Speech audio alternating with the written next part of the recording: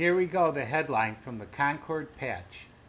5,300 fraudulent votes may have been cast in New Hampshire in 2016.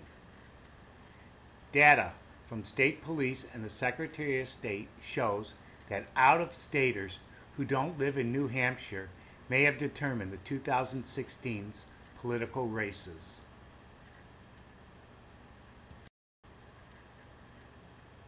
Now let's take a look at the number of votes cast.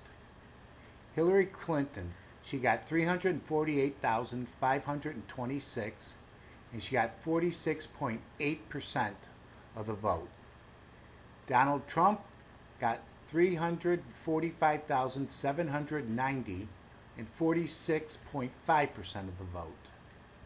Then we go to the Senate race.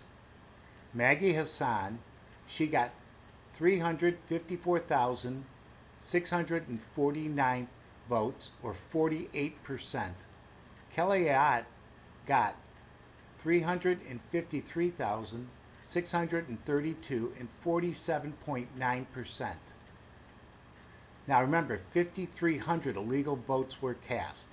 In here, Hillary Clinton defeated Donald Trump in New Hampshire by only 2,736 votes. And worse yet, Democrat Senator Maggie Hassan defeated the incumbent Republican Kelly Ayotte by only 1,017 votes. There can be no more excuses for this type of fraud to change the outcome of our national elections. A nationwide voter ID system must be put in place so the type of cheating that just took place in New Hampshire can never happen again.